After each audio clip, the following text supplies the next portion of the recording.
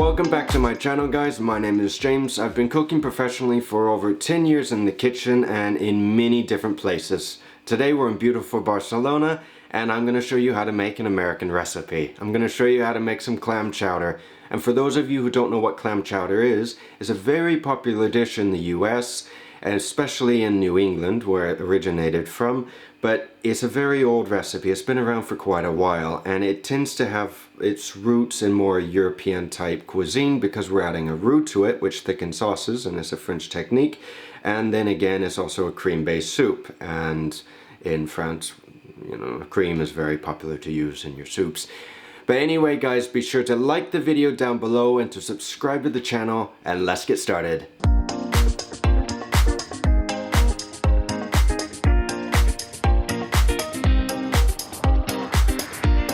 But now, before we start prepping any mise en place for the soup or any of the ingredients, we're going to make the roux. Now, a roux is a thickening agent in soups and sauces.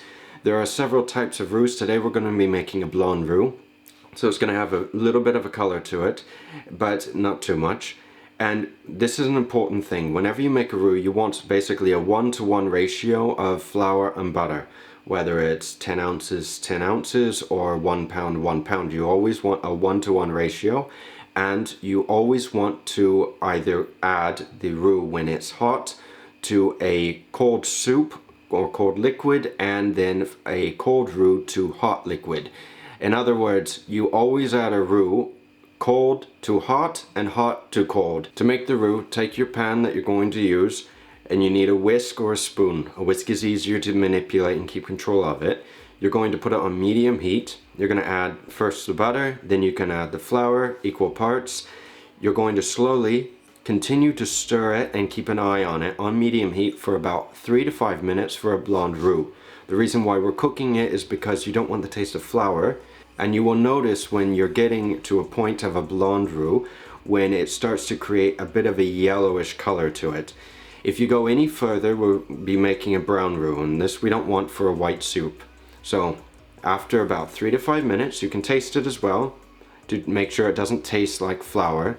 We're going to take it off, and you're going to put it on a plate or in any bowl or something else so it will stop cooking, and we're going to cool it. So for the ingredients, I'm going to be using potatoes, celery, shallots, bacon, a bit of garlic, and some clams. But the thing is, I'm going to be making more of a gourmet type chowder. I'm not going to be making a homey type chowder, so I'm going to cut everything very small.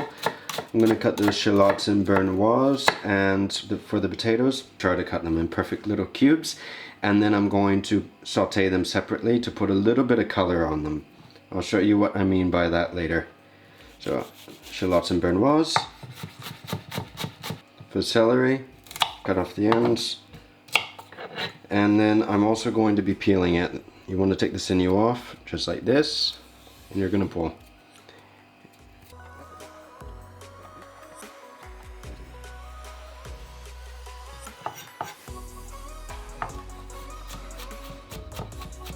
So for the bacon, I'm going to cut Julienne.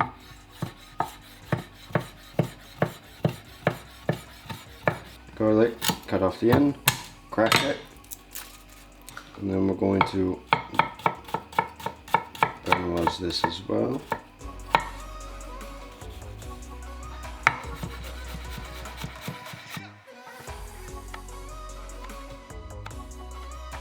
Okay, more or less, once you have a square, you can, let's see, 1, 2, I'm going to cut this twice. Cut twice.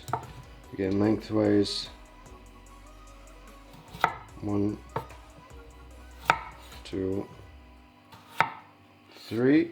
And then again. 1, 2, 3. Okay, a little more. More or less perfect little squares. I'm cooking the potatoes separately because I'm doing more of a restaurant type style. I'm going to use these as garnish a little later and after we plate.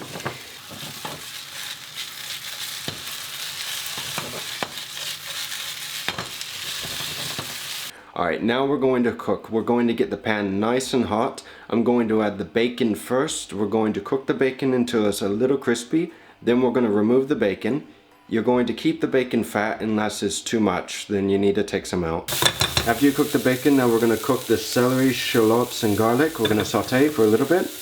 Then we're going to add the clams. You can throw a bay leaf in if you want.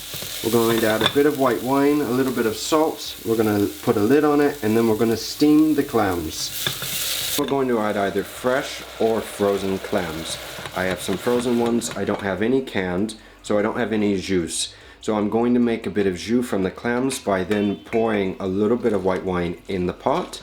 We're going to put the top on. We're going to steam the clams until they open up, and then we're going to remove the clams. Then I'm going to add a little bit of vegetable stock for volume and a little bit of cream. After it comes up to a simmer, not too hot, it can't be at a boil, we're then going to add the roux. I put it in the fridge to cool down a little faster, and I broke it up a little bit, as you can tell. Now I'm just going to add a little bit, like I said, about a quarter of what I made, and I'm going to mix it in, whisk vigorously.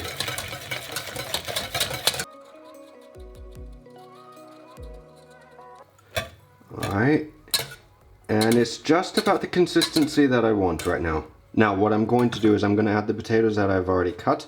I'm going to mix this in. I'm going to add the clams. If it's a little too thick, because as it's simmering it will thicken a little bit, I can add a bit of milk to thin it, or more juice, or wine, or whatever I like. And we're ready. To finish things off, you can also take a bit of parsley, put it into a little bit of a bowl. And we're going to slice it. Thin Julienne slices.